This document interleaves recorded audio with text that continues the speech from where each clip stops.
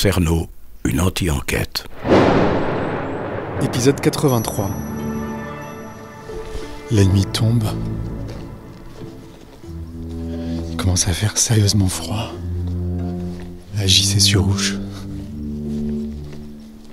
Donc on sait où elle a terminé sa vie, Estelle Donjou. Et maintenant, on voit un peu dans quel décor elle a commencé. Donc je sens que j'ai pas fini mon enquête ici. Je vais passer la nuit à Dijon. Nous sommes au milieu d'un monde qui n'est pas toujours très beau. On a ce devoir de mémoire. On découvre le corps d'une dame de 91 ans. C'était une petite vieille classique. J'aime beaucoup la Bretagne. J'en sais pas plus. Billet Estelle, veuve Donjou. Quand on ouvre la porte, on voit le corps allongé sur le dos. Disons que j'essaye de m'occuper comme je peux. Déflexion brutale du cou. Comme quoi le destin, des fois il faut pas le chercher, il vient tout seul. C'est incroyable. Ah, c'est super. Faut bien y passer un jour ou l'autre. Je raconte ma vie comme d'habitude.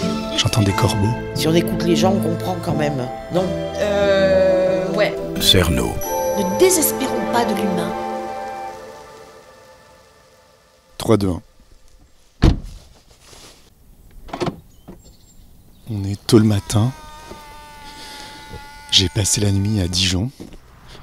Et je reviens à JC-sur-Ouche, le village où est née Estelle Donjou en 1896. Il y a 125 ans donc. Et donc hier j'ai rencontré un certain nombre de personnes. Pas beaucoup, mais vraiment des gens natifs du village qui se souvenaient pas du tout de la famille Billet. Il y a 101 ans qu'Estelle Donjou s'est mariée ici, dans l'église qui est sous mes yeux. Et 100 ans après, dans un petit village, plus personne ne se souvient d'elle. Alors je vous ai dit qu'il était tôt, mais en fait il n'est pas si tôt, il est 10h. Je me suis fait griller par les cloches. Je vais aller voir Marie-Jo, que j'ai aperçue hier, mais qui partait à Dijon et qui m'a demandé de repasser ce matin. Enfin, elle m'a pas demandé de repasser d'ailleurs. Elle m'a dit qu'elle serait là ce matin et je lui ai dit que je repasserai, mais elle n'avait pas l'air si commode.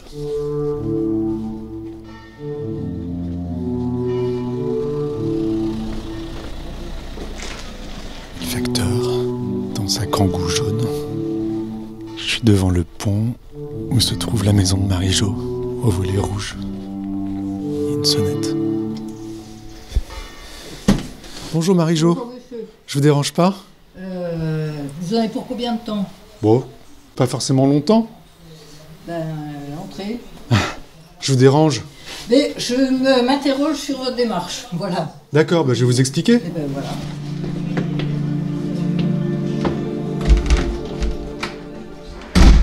Il y a un petit feu, c'est agréable chez vous. Alors, vous m'avez l'air très occupée, très active. Ben oui, j'essaie de me maintenir en forme. Ouais. C'est important ça ? Vous le pensez pas? Pourquoi vous enregistrez? Parce qu'en fait, je fais un documentaire et j'enregistre tout. C'est l'habitude que j'ai Vous de... faites un documentaire sur qui, sur quoi? Je travaille sur une vieille affaire criminelle qui a eu lieu à Paris en 1985. Et une des victimes était originaire d'ici, de JC-sur-Ouche. Et elle s'appelait Estelle Billet. Et la mère d'Estelle Billet s'appelait Madame Nuguet, Lucie Nuguet. Nuguet? Oui. Ah ben la famille Nuguet, oui, c'est un nom dont j'ai entendu parler, oui. D'accord. Et vous savez à peu près où ils habitaient Non. Non. Non. D'accord. Je peux me rapprocher de vous parce que le micro est pas très puissant. Je peux me mettre là ? Je me mets là, devant vous. Elle est née, Estelle Billet, en 1896, ici. Elle s'est mariée en 1920. Et vous, pourquoi on me dit que vous connaissez bien l'histoire ? Vous êtes historienne ? Non, pas du tout, mais je m'y intéresse. J'ai des bouquins sur JC, la vallée de l'Ouche, voilà, parce que c'est mes racines, parce que j'aime bien savoir d'où je viens, où je suis, voilà. Vous êtes née ici, vous ? Non, je suis née dans l'arrière-côte. Et vous êtes revenue vivre ici Je suis revenue vivre ici parce que la maison, au décès des parents, était vide et que je travaillais à Dijon. Et 2 ans et demi avant ma retraite, je suis venue vivre ici. D'accord. Voilà. Et c'est une bonne vie ici ? Excellente. Pourquoi vous dites ça ? Parce que... Mais pourquoi ? On dévie, là. Non, en fait, je m'intéresse au village, en fait, parce que je voudrais savoir comment on vit ici, comment on vivait aussi à 100 ans. Alors, il y a 100 ans, je ne peux pas vous en parler. Comment on vit ici, c'est un village très paisible, accueillant, où les gens sont tolérants. Voilà, dans l'histoire, c'est le premier village qui a obtenu son affranchissement de la seigneurie de Marigny. Donc voilà, hein, je crois que c'est pas... Ça parle du caractère des gens ? Je pense un petit peu. Ouais. Mais il y a une grande tolérance, il y a une certaine mixité sociale, c'est très ouvert. Même les nouveaux arrivants disent qu'ils s'y sentent bien. Vous êtes heureuse ici ?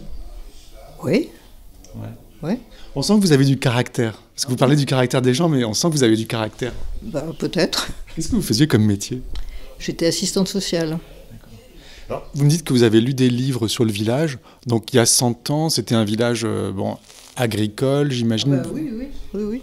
Le niveau de vie, c'était une vie paysanne où les gens vivaient des produits de la terre, du travail de la terre, peut-être quelques commerçants, quelques artisans, voilà, un peu comme tous les villages ruraux de l'époque. Le père de cette femme, Estelle Billet, donc la victime, sur le recensement, il y a écrit qu'il était journalier agricole. Oui. Donc ça veut dire qu'il y avait des grosses exploitations. Grosses, non. Non, pas grosses, mais qui employaient quand même des gens. Le travail se faisait à la main, hein. Donc il fallait de la main-d'œuvre. Donc journalier agricole, ça veut dire, à mon avis, qu'il travaillait certains jours chez X ou Y pour quelques sous, 2-3 jours chez Z pour quelques sous. C'est un travail à la journée. Journalier, ça veut dire ça. Donc c'était des petits paysans qui étaient sans doute assez pauvres. Oui, il y avait peut-être quelques propriétaires, mais c'est tout, hein. Quelques propriétaires, quelques commerçants, quelques artisans, pour vivre une vie à peu près, ou survivre à l'époque, hein, si on prend les critères de maintenant. Ouais.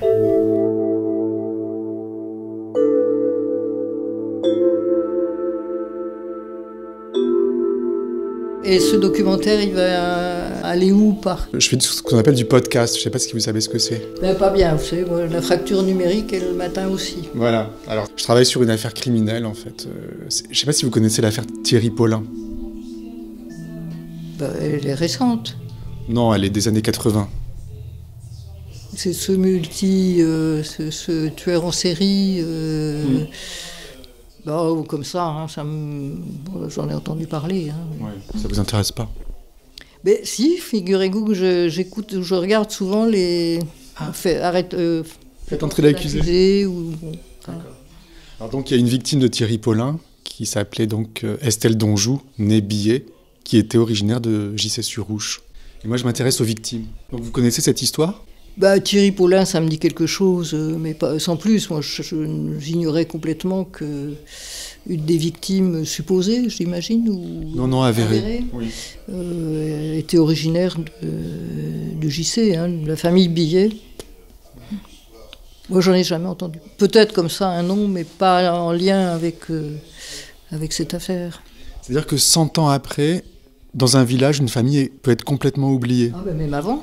Même avant. Enfin, je pense. J'imagine qu'elle était partie depuis très très longtemps de JC. Est-ce qu'elle est partie, elle ? Est-ce que ses parents étaient partis avant ? Parce qu'il y a quand même un certain nombre de personnes qui sont allées travailler à Paris, comme bonne, concierge, voilà, hein, il y avait eu une émigration vers la capitale pour faire les petits boulots chez les bourgeois. C'est ça ? C'est une hypothèse, hein. Moi je ne sais pas si c'est son cas, ça j'ignore complètement. Mais en tout cas, il y a des gens qui sont partis travailler à Paris. Parce que Paris, effectivement, c'était un endroit où on pouvait trouver du travail, parce qu'ici on en manquait ?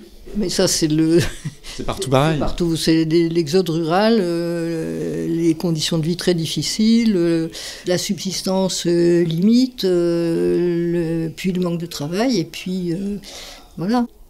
D'accord, parce que je sais que Estelle Billet s'est mariée ici en 1920. C'est ce que je vois hein, dans l'état civil. Oui. Et elle a eu un enfant l'année d'après, je ne sais plus où, mais c'est loin d'ici. Donc elle a dû partir tout de suite après son mariage, pour ne jamais revenir, j'imagine. C'était des gens qui étaient assez pauvres, et probablement qu'ils voulaient quitter le village. Ils subsistaient très difficilement. Et ils sont partis parce que c'est une nécessité vitale de partir et d'aller travailler ailleurs. Oui. Donc fille de journalier, elle n'avait pas le choix que de partir, finalement. Ah ben on peut le penser, oui. Et vous pensez qu'une fille de journalier, dans ce début du XXe siècle, ici à Gissé-sur-Ouche, même si le niveau de vie ne devait pas être formidable, vous pensez qu'elle a pu quand même vivre une bonne enfance ici? Alors, je n'ai pas la réponse, hein, je ne sais pas. Vous qui êtes assistante sociale. Oui, mais après, il faut s'entendre sur ce qu'est une bonne enfance ou une mauvaise enfance. On peut être aimé, choyé, encore que c'est difficile, même si les conditions matérielles sont difficiles. Mais vous pensez qu'elle a pu accéder à l'école? Probablement que oui, c'était obligatoire. C'est probable, oui, sans doute. Oui. Donc elle a dû aller à l'école, mais elle s'est mariée à 24 ans. Ça veut dire qu'elle a dû, à votre avis, travailler assez tôt, assez jeune, elle aussi peut-être comme journalière agricole? Oui, ou journalière agricole, ou aller faire la lessive au lavoir pour les personnes qui pouvaient se payer ça, s'occuper des enfants, faire des travaux ménagers, mais sans doute aussi beaucoup dans les champs. Hein. Mais aller faire les lessives pour les autres au lavoir, ce serait peut-être probable. D'accord. Ah, c'est précieux ce que vous me dites.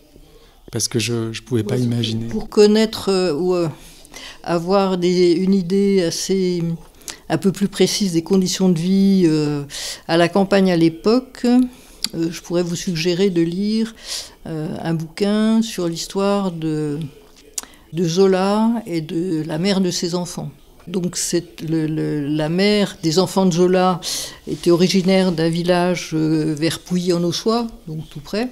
Donc elle est partie avec sa sœur parce que la vie était épouvantable.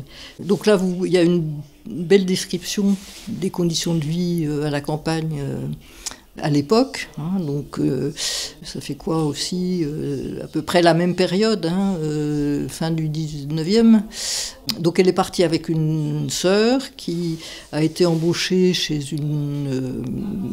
dans une boulangerie, mais j'en suis pas sûre. Et elle a atterri dans la famille Zola, pour être bonne. Et une idylle est arrivée entre Zola et elle. Le couple Zola n'avait pas d'enfants. Et les deux enfants de Zola sont les enfants de Jeanne Rosereau. Jeanne Rosereau, qui est d'ailleurs enterrée dans son village natal. Donc vous dites qu'elle a fui, cette Jeanne, des conditions de vie épouvantables. Qu'on peut considérer comme épouvantables. Et là, il y a une partie, la première partie du bouquin relate les conditions de vie de cette Jeanne Rosereau dans sa campagne à Rouvres-sous-Meilly. Pas loin d'ici. Non, Pouilly-en-Ossois, c'est à 20 minutes. Hein, donc le village, c'est à pas une demi-heure d'ici, en gros. Hein. Et ça, c'est puisque vous me posiez des questions sur la vie de l'époque. D'Estelle Donjou. Voilà, et ça me fait penser à ça. Oui, voilà, peut-être qu'elle avait des conditions de vie qui étaient difficiles ici, probablement. Probablement. Être journalier, ça voulait peut-être dire avoir 2-3 poules, 2-3 lapins, et puis aller travailler à la journée et être rémunéré soit en nature, soit avec 4 fois rien, quoi. D'accord. Bon, je vous remercie, c'est très précieux ce que vous me dites. Le roman de Jeanne. Je vais le commander. Merci beaucoup. Vous m'avez l'air très cultivé. Non. Non, je m'intéresse à plein de choses, oui. Comment ça se fait que vous ayez ce caractère? J'en sais rien, c'est ce qui m'a été transmis par mes parents, sans doute. Je suis fille de paysan, donc la vie rurale, je connais. Ça veut dire que c'est C'était une bonne école pour vous, la vie rurale? Ah ben ça c'est sûr. Pourquoi vous dites ça? Pourquoi je dis ça? Parce qu'il y a des valeurs très fortes qui sont nécessaires pour y vivre. Et puis il y a toute la connaissance qu'on peut avoir à travers dans la nature. Voilà, la proximité avec la nature, avec un environnement qui est encore à peu près préservé. Voilà, et puis des valeurs de travail. Puis ça apprend aussi à ce qu'est la justice ou l'injustice sociale. Quand on est fille de paysans sans terre et que le propriétaire a une belle maison en face de chez vous, même quand vous êtes gamine, ça dit des choses. C'est ça qui vous a destiné à votre métier d'assistante sociale? Alors ça, j'en sais rien, c'est compliqué, peut-être. Vous avez été sensibilisée? Ben oui, par les conditions de vie qui n'étaient pas dramatiques, mais qui étaient dures.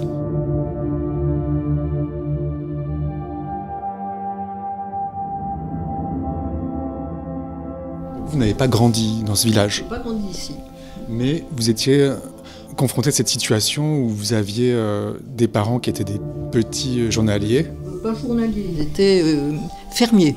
Ils louaient des champs, des bâtiments, et ils payaient un fermage aux propriétaires. Donc c'est presque féodal comme situation? Pas féodal, parce que... non, je dirais pas ça. Les taxes des seigneurs, c'était 80%, ce qui était dû aux seigneurs, c'était énorme. Alors qu'un fermage, c'était à peu près réglementé à l'époque. Bon, ça permettait de vivre... dans des conditions dures, mais de vivre et puis d'avoir des projets. Et d'enrichir le propriétaire? Oui. Mais pas dans une structure féodale. Bon, je veux dire, c'est aussi moi, je mettrais ça en parallèle avec le salaire. Hein. On vend sa force de travail. C'était ça aussi à travers la location des terres.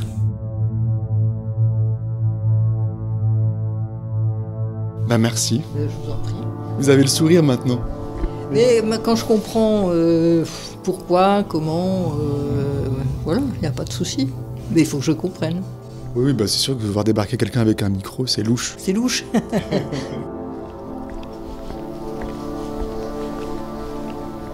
Je sors de chez Marie-Jo. Qu'est-ce que je fais maintenant? Je vais aller voir Colette. Bonjour Colette, comment allez-vous? Merci. Il fait froid ce matin? Oui. Oh, tout le temps? Tout le temps le micro, ouais. Je m'en sépare jamais. Bon. Ça va? Oui. Ouais. T'es en train de faire un peu de ménage. Vous voulez vous asseoir? Oui. Ça veut dire... Est-ce que vous avez déjeuné? Oui, merci. Ça vous dérange si on coupe la radio? Non. Merci beaucoup. Qu'est-ce que vous étiez en train de faire? Oh, j'étais en train de nettoyer mes vitres. C'est une chose que j'aime pas du tout. Ah. Moi, j'aime pas tellement faire le ménage. Ce que j'aime, c'est briller un meuble à la rigueur. Mais non, j'aime pas ça autrement. C'est vos origines aristocrates? Oui, certainement.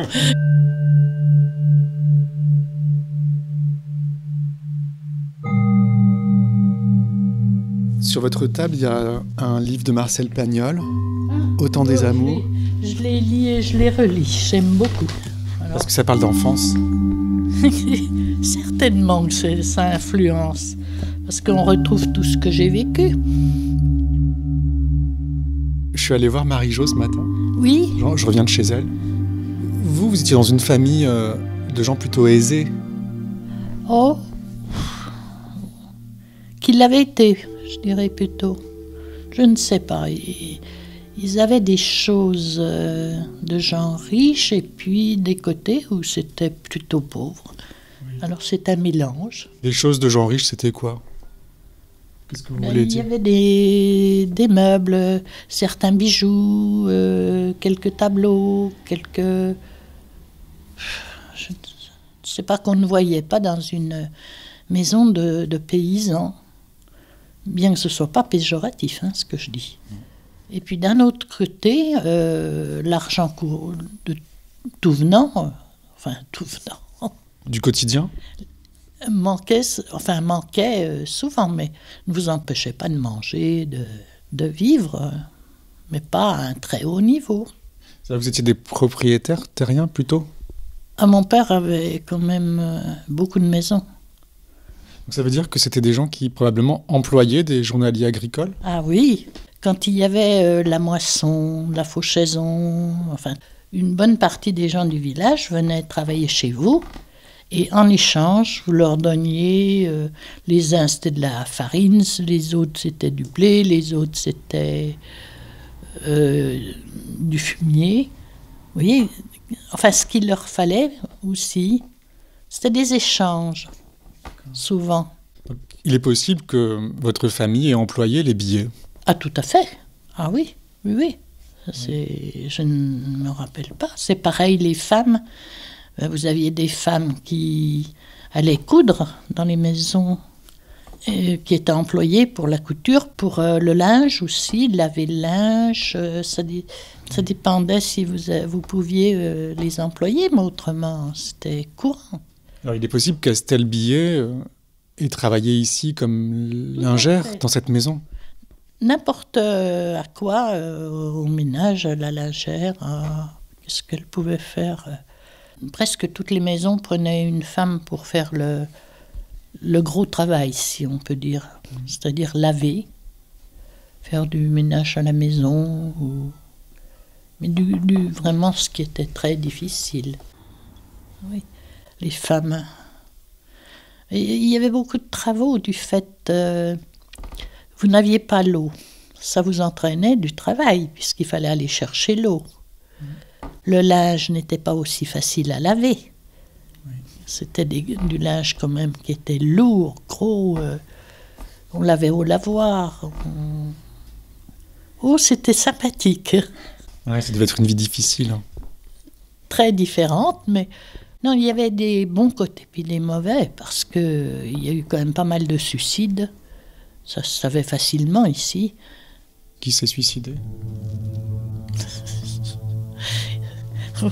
C'était la femme qui battait l'homme. Ah bon ? Oui, on en rit, mais c'était très triste. Par exemple, c'est un homme battu ? C'est suicidé. Il y avait des trucs. Il y en a, on n'a jamais su. Un homme s'est pendu. Il avait des divergences avec sa femme, entre autres. Une femme s'est pendue. Oui. Tout n'était pas rose, en fait. Jamais, de toute façon, aucune... Moi, j'avais une vie d'enfant protégée. Donc, c'était rose pour moi, à peu près. Alors que les gens qui avaient à se battre contre la vie, non, parce que les employés n'étaient pratiquement pas payés. Ils vivaient chez les patrons, ils mangeaient des fois avec ou pas toujours, et... Donc, c'était certainement pas une vie agréable. Ils ne pouvaient pas se marier parce qu'ils n'avaient pas les moyens d'entretenir une famille. Puis d'un autre côté, tout le monde pouvait trouver un travail, même s'il n'avait pas fait des études, même s'il n'était pas super intelligent. Tout le monde trouvait quelque chose.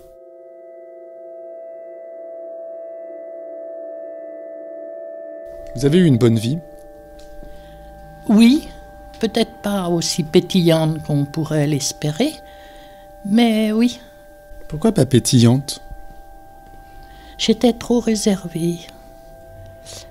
Puis jeune fille, eh bien, il y avait tellement à respecter de règles. On ne pouvait pas aller danser comme on voulait, on ne pouvait pas... Ça ne se faisait pas. Je vais vous raconter une histoire. Un de mes amis était, pas mon petit ami, pas tout ça, rien. C'était un ami, a eu un accident, il était presque dans le coma.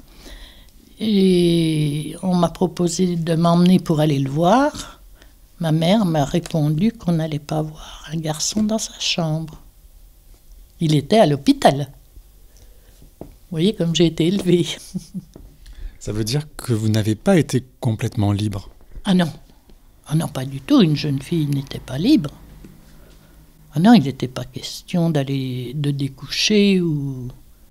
Ça, c'était totalement interdit.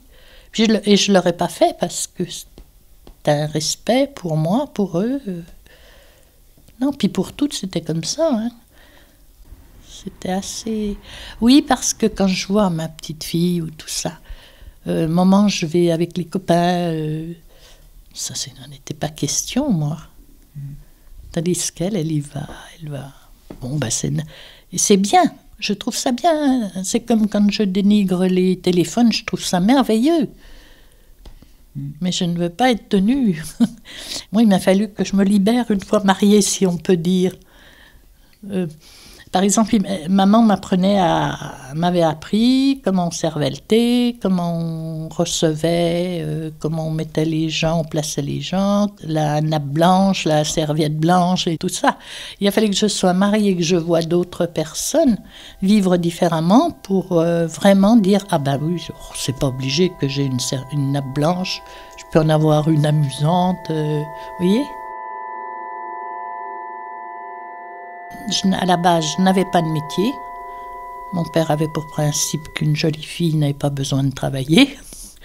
Ça voulait dire qu'elle se mariait, que c'était au mari de pourvoir à ses besoins.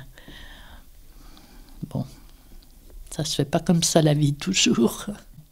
Mais si vous étiez une jeune fille aujourd'hui, quelle vie vous voudriez avoir si vous étiez une jeune fille d'aujourd'hui? Est-ce que vous travailleriez? Oui. Ah voilà. Qu'est-ce que vous feriez comme travail? Oh, tiens, travailler le bois. Ébéniste, menuisière? Non. Menuisière? Ah oui. Oui, je sais pas, faire les colboules, par exemple, des choses comme ça. Ça m'a passionnée. Ah oui. Oui, j'aimerais bien. Le bois est chaud, c'est... Vous pouvez en faire quelque chose de magnifique. Oui. Bon, bah merci beaucoup, Colette. C'était précieux de vous rencontrer. Merci. Vous vous prénommez comment? Julien. Merci beaucoup, bonne journée alors. Et à vous aussi. Au revoir. Au revoir. Il y a encore un peu de brume. Je vais chez le maire. Marie-Jo m'a dit qu'il habitait dans une maison avec des volets rouges, à la sortie du village. Il y a une grande baie vitrée. Il y a une femme qui fait la poussière dans la maison. Je passe la grille.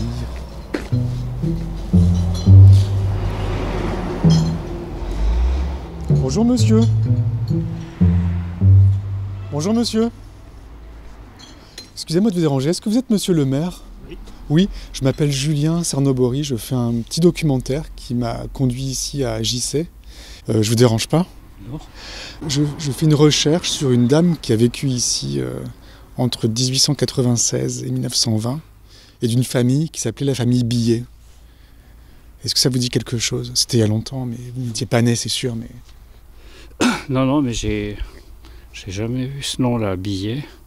Il faudrait que je regarde dans les archives à la mairie, là. Parce que si c'est quelqu'un qui a habité, qui est né, qui est mort ici, il y a forcément un enregistrement à la mairie. Il y a bien eu, il s'est passé quelque chose, un mariage, je sais pas quoi,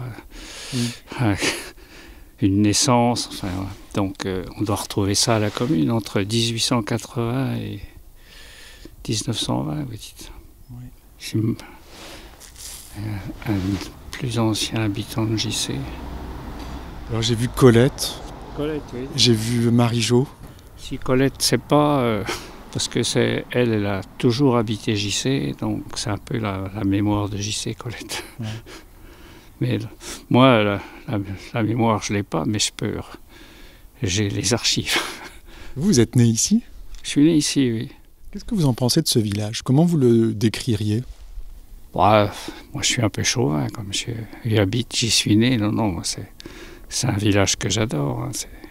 C'est pour ça, d'ailleurs, que je me suis présenté comme maire. Enfin, j'ai été conseiller, après j'ai été maire, voilà. Il y a des tas de choses à voir, à faire dans ce village. Vous allez le long du canal, vous avez qu'à voir toutes les photos qui sont faites là autour. Quand vous êtes sur les ponts, voilà, les vues qu'il y a, c'est superbe. Vous l'adorez? Oui, ben oui. C'est quoi votre prénom? Moi, c'est Julien. Jean-Yves. Jean-Yves. Vous avez des... Je vous décris parce que les gens n'ont pas l'image. Vous avez des petites lunettes rondes rouges, une casquette, vous avez une polaire avec écrit porte-avions Charles de Gaulle. Oui. Et vous êtes en train de bricoler? Ramasser les feuilles. Et mais votre interview, là, c'est pourquoi? C'est pour quelle... Je fais du podcast. Je ne sais pas si vous voyez ce que c'est le podcast. Vous voyez? Ouais, je fais du podcast. J'ai une série documentaire sur une affaire criminelle en fait, qui a eu lieu à Paris dans les années 80. Et dont l'une des victimes est cette fameuse Estelle Billet dont je vous parlais. Et j'ai vu qu'elle était née ici. Et je suis venu pour voir à quoi ressemblait le village et essayer de retracer un peu sa vie. C'est l'affaire Thierry Paulin, vous voyez, vous connaissez cette affaire? Non, Paulin, ça me dit peut-être un peu quelque chose. Non, mais j'avoue que... Avec 21 meurtres avoués, Paulin ce soir prend place parmi les plus grands criminels de droit commun de ce siècle en France. Il dépasse de loin Landru et n'est plus très loin du record du docteur Petiot, guillotiné en 1946 pour avoir tué 24 personnes pendant l'occupation. Ben, moi, ce que je peux vous proposer, c'est si vous voulez passer en mairie cet après-midi. En début d'après-midi? Ouais, moi j'y serai à 14h, donc... Je passe à 14h. Ouais. Je sors de chez le maire. Il fait vraiment froid. Il y a une odeur de feu de bois. Et je vais récupérer ma voiture pour aller au village d'à côté. Rémilly en montagne. Parce qu'hier soir, dans ma chambre d'hôtel, j'ai regardé dans les pages blanches pour voir si je trouvais des billets dans la région. Et j'ai trouvé une Marie-Renée Billet à Rémilly en montagne. C'est à 2-3 km d'ici. Et je me dis que c'est peut-être une parente d'Estelle Donjou, donc je vais aller voir. 27 Grande Rue Rémilly en montagne a été sélectionné. Le guidage a été démarré.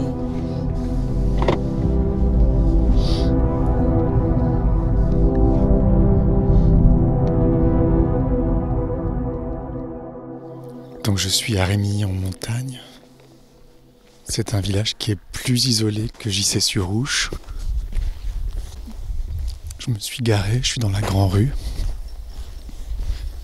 C'est très calme et assez enchanteur comme décor, j'avoue. Il y a du soleil, il fait froid, des petits oiseaux qui volettent. J'adore. J'arrive devant le 27. C'est une très jolie maison, rose pâle avec des velets bleus. Il y a une cloche.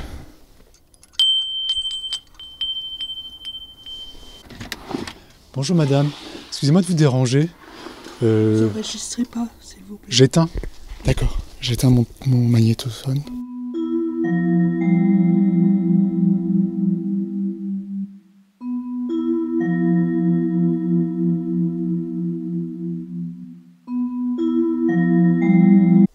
Je rebranche mon micro.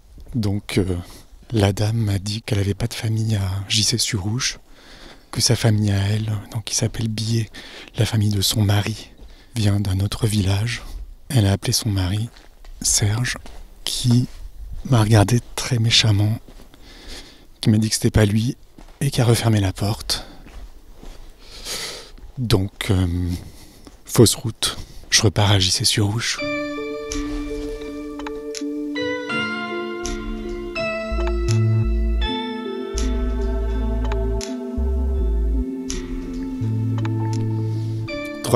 Une nouvelle fois, je sors de ma voiture. C'est le début de l'après-midi. Je me dirige vers la mairie. Je dois retrouver le maire. J'ai pas bu de café. Et je dois dire que c'est un problème parce qu'il n'y a pas de café dans le village. Et je sais pas trop comment je vais faire. Bon, j'espère pouvoir trouver à la mairie des informations sur Estelle Donjou. J'espère qu'il reste des documents. C'est un peu ma dernière chance dans ce village. Il est 14h. Je contourne la mairie, qui était autrefois l'école d'Estelle Donjou, j'imagine. Rebonjour. Merci. Ça va ?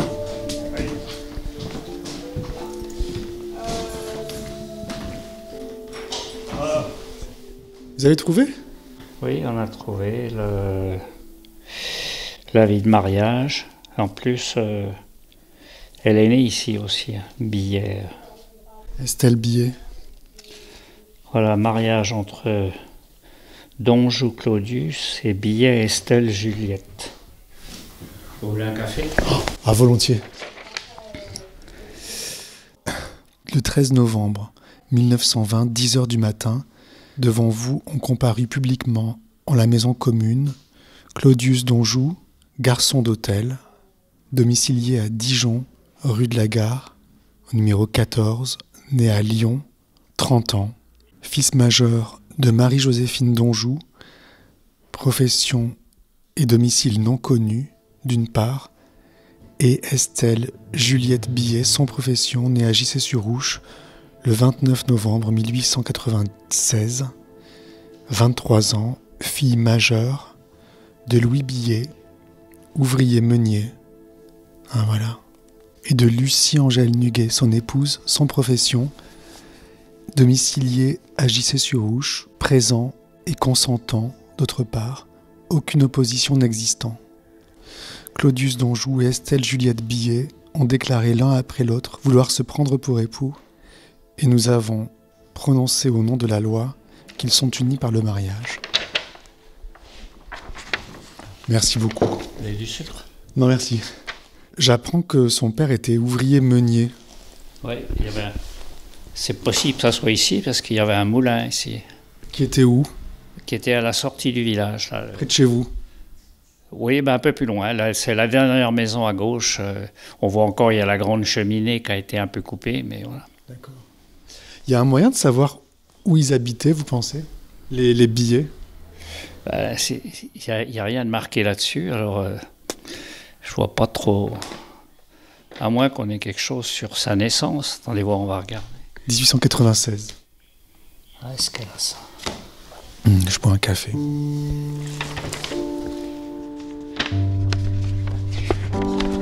Alors je lis l'acte de naissance d'Estelle Donjou. Donc c'était bien Estelle avec un H, E-S-T-H, E-2-L-E. En 1896, le 29 novembre à 11h du matin, par devant nous, a comparu Billet Ernest Louis, âgé de 33 ans, manouvrier demeurant dans la présente commune, lequel nous a déclaré que de son mariage contracté au dit Gissé le 23 avril 1887 avec Nuguet Lucie-Angèle, âgée de 29 ans, sans profession, domiciliée avec son mari, est née aujourd'hui, 29 novembre à 5h du matin, en son domicile, un enfant du sexe féminin qu'il nous présente et auquel il déclare donner les prénoms d'Estelle Juliette.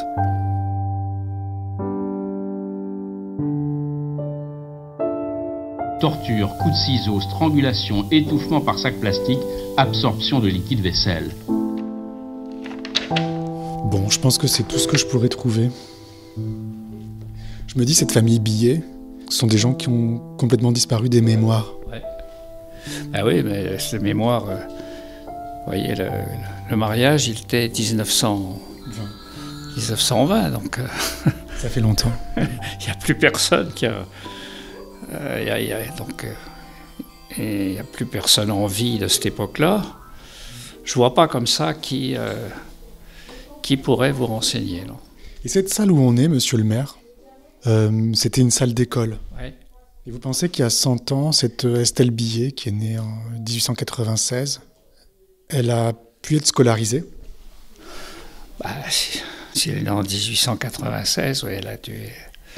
En 1905, elle a dû être scolarisée. Donc, si elle a été scolarisée, c'était ici. Dans cette pièce où on est? Moi aussi, j'ai été scolarisé ici. Dans cette salle? Ouais.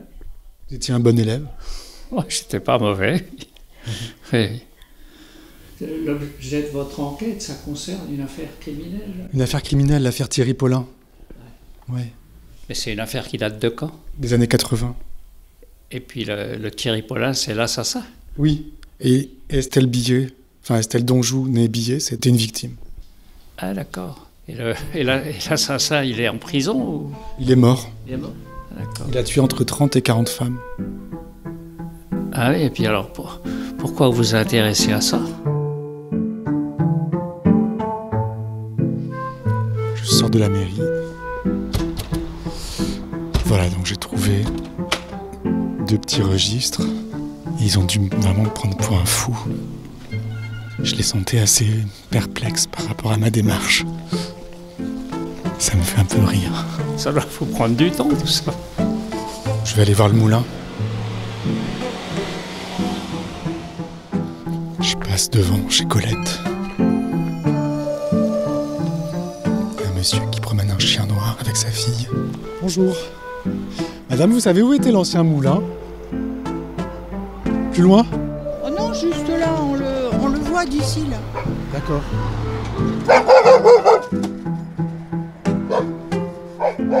Donc je pense que c'était ça. Cette immense bâtisse à la sortie du village. Ça devait être ça le moulin. Il y a un écriteau sur le mur. Rue du Moulin Tibel. C'est une énorme bâtisse abandonnée. Ah oui, il y a une grande cheminée. Donc c'est ici que travaillait Ernest Billet, le père de la victime. À la fin du 19e siècle. Au-delà du moulin, il y a un pré avec des vaches. Peut-être que les employés logeaient dans le moulin ou dans la petite ruine qui est en face.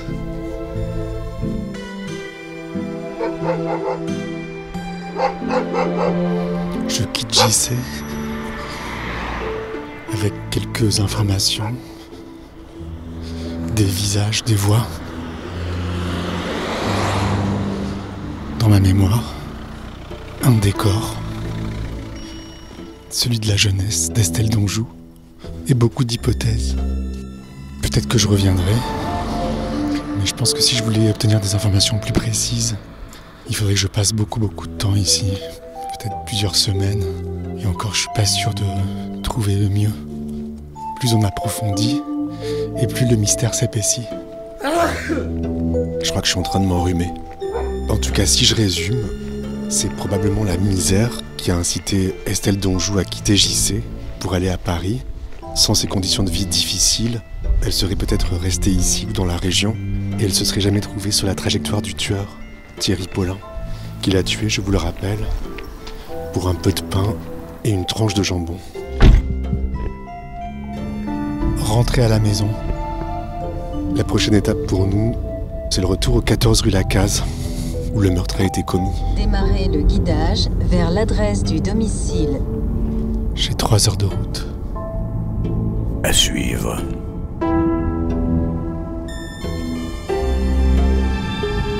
Merci à tous les contributeurs au Patreon. C'est grâce à eux que ce podcast existe. Rendez-vous dans un mois, le 30 janvier, pour le prochain épisode, le temps pour moi de recharger les batteries. D'ici là, l'anti-enquête continue sur patreon.com/cerno. Chaque dimanche, les contributeurs pourront écouter un épisode bonus afin d'approfondir leur connaissance de l'affaire et de faire un tour dans les coulisses du podcast. Une vingtaine de compléments d'anti-enquête sont déjà disponibles. Je vous souhaite une très bonne fin d'année et n'oubliez pas... Ne laissez pas traîner vos grands-mères. Ah, tout à fait. Ah oui, oui. Cerno.